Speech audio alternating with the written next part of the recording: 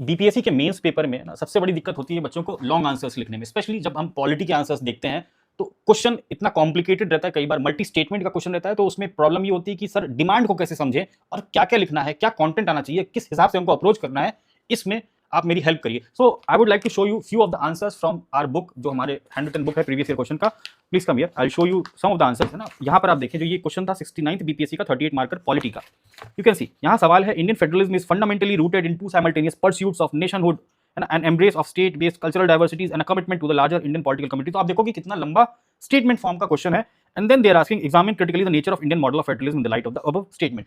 तो अगर आप पहले स्टेटमेंट को देखोगे तो आप पूछोगे कि सर क्वेश्चन की डिमांड क्या है। डिमांड तो सिंपल यहाँ पर, critically examine the nature of Indian model of federalism in the light of the above statement. Above statement को हम कैसे ब्रेक करें अपने आंसर में, कैसे हम अलग अलग सब पार्ट्स को क्रिएट करें, you can just see this. Introduction should be 5 to 6 lines.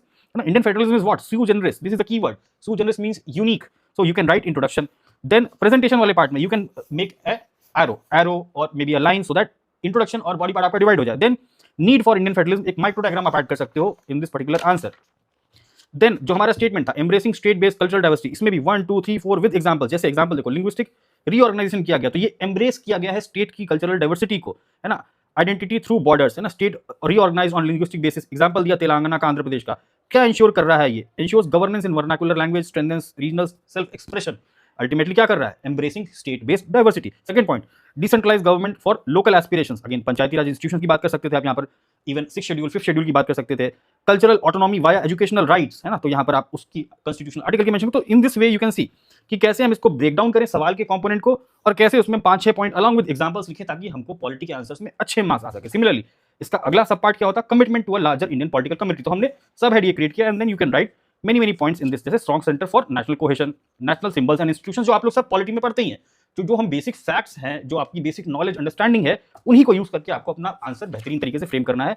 Some diagrams are there, some micro formulas are there, then you can write critical challenges and frictions in Indian federalism, उस पे आप points लिख सकते हैं, and then you can move forward measures required to strengthen Indian federalism. तो overall जो आपका answer होना चाहिए, किस अप्रोच के साथ, कंटेंट में क्या क्या चीजें इंक्लूड होनी चाहिए, we have covered everything in this particular hand written PYQ book. So if you have not bought this book so and still struggling in the answer writing, you can buy this book and I can guarantee you that अगर आप एक बार भी इस किताब को पढ़ लेते हैं दिमाग लगा के, है ना, आप अभी 1 महीना बचा आपके मेंस के एग्जाम में, if you do this I can guarantee you 20-30 marks का इंप्रूवमेंट आपको ऐसे ही हो जाएगा।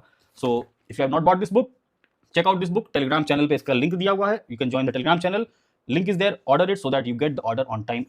All the best।